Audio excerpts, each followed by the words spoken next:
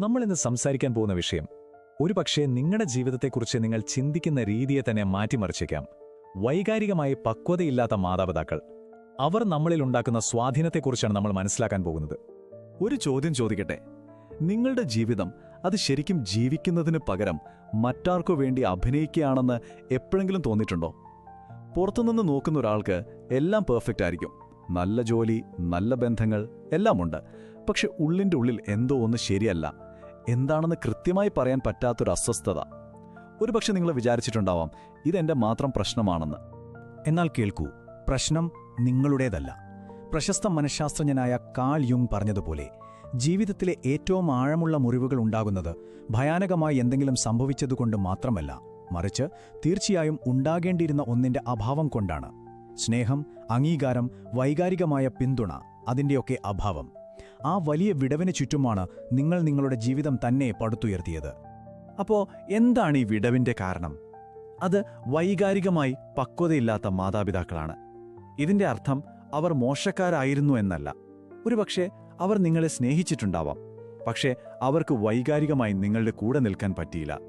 നിങ്ങളുടെ സന്തോഷവും സങ്കടവും ശരിക്കും മനസ്സിലാക്കാനോ നിങ്ങളെ നിങ്ങളായി അംഗീകരിക്കാനോ അവർക്ക് കഴിഞ്ഞില്ല.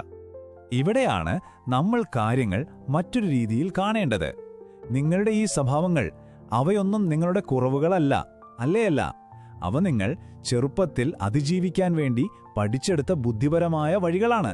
പ്രതികൂലമായൊരു സാഹചര്യത്തിൽ നിങ്ങളെ സംരക്ഷിച്ചു നിർത്തിയ അടവുകൾ. പക്ഷേ അതിജീവനത്തിന് വേണ്ടി പഠിച്ച ആ കാര്യങ്ങൾക്ക് നമ്മൾ മുതിർന്ന ശേഷവും ഒരു വില കൊടുക്കേണ്ടി വരുന്നു.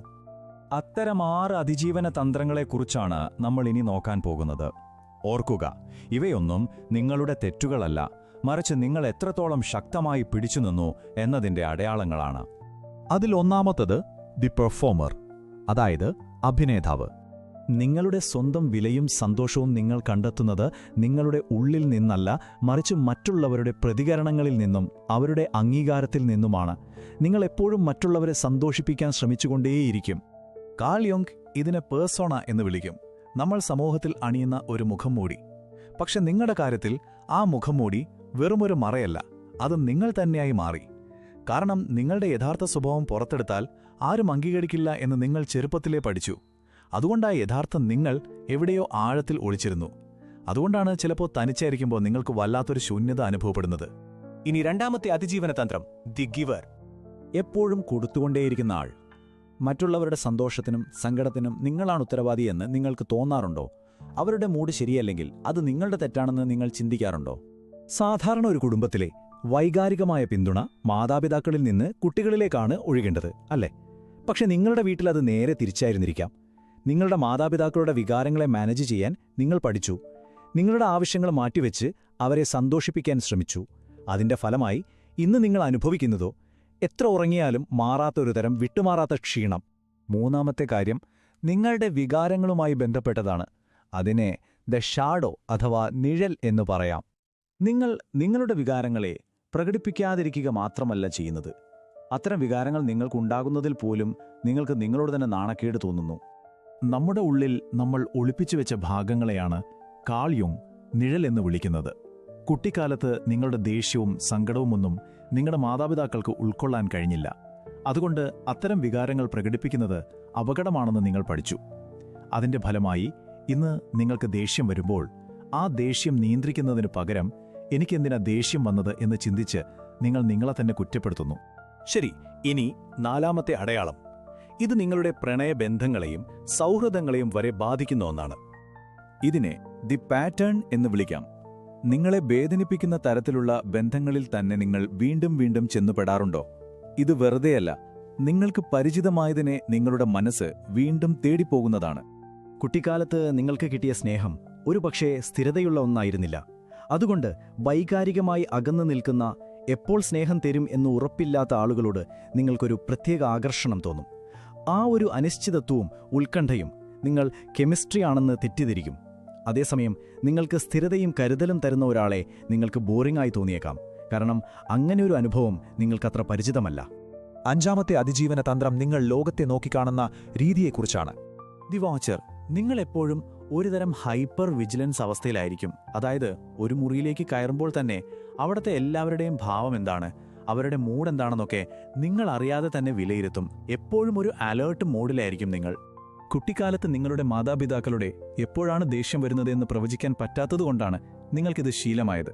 പക്ഷെ ഇന്ന് ഈ സ്വഭാവം കാരണം നിങ്ങൾക്ക് ജീവിതത്തിലെ ഒരു നിമിഷം പോലും ശരിക്കും ആസ്വദിക്കാൻ പറ്റുന്നില്ല. നിങ്ങൾക്ക് പൂർണ്ണമായി വിശ്രമിക്കാൻ കഴിയുന്നില്ല. കാരണം നിങ്ങളുടെ മനസ്സെപ്പോഴും അടുത്ത അപകടത്തിനായി കാത്തിരിക്കുകയാണ്. ഇനി നമുക്ക് അവസാനത്തെയും ഏറ്റവും പ്രധാനപ്പെട്ടതുമായ അടയാളത്തിലേക്ക് വരാം. ആറാമത്തേത്, ദി വോയിഡ്, ഉള്ളിലെ ശൂന്യത.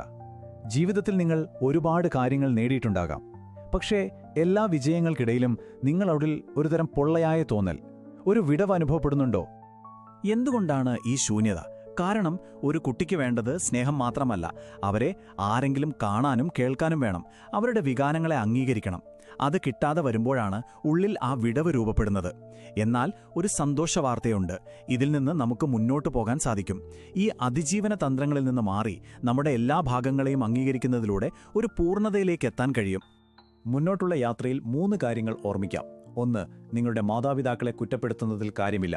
അവർക്കറിയാവുന്നതുപോലെ അവർക്ക് നിങ്ങളെ വളർത്താൻ കഴിഞ്ഞുള്ളൂ. 2. കഴിഞ്ഞുപോയ കാലത്തേക്ക് തിരിച്ചുപോയി ഒന്നും നേടാനാവില്ല. 3. ഏറ്റവും പ്രധാനപ്പെട്ട കാര്യം, നിങ്ങൾക്ക് കിട്ടാതെ പോയ ആ സ്നേഹവും അംഗീകാരവും നിങ്ങൾക്ക് തന്നെ നൽകാൻ പഠിക്കുക.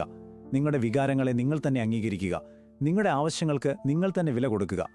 അപ്പോൾ ഈ പറഞ്ഞ കാര്യങ്ങളിൽ പലതും നിങ്ങളുമായി ബന്ധപ്പെടുത്താൻ കഴിയുന്നുണ്ടെങ്കിൽ അതൊരു അവസാനമല്ല, മറിച്ച് അതൊരു തുടക്കമാണ്. നിങ്ങളെ തന്നെ കൂടുതൽ ആഴത്തിൽ മനസ്സിലാക്കാനും നിങ്ങളുമായി ഒരു പുതിയ ആരോഗ്യകരമായ ബന്ധം തുടങ്ങാനുമുള്ള ഒരു അവസരമാണിത്. ആ ഒരു പുതിയ യാത്ര ആരംഭിക്കാൻ നിങ്ങൾ തയ്യാറാണോ?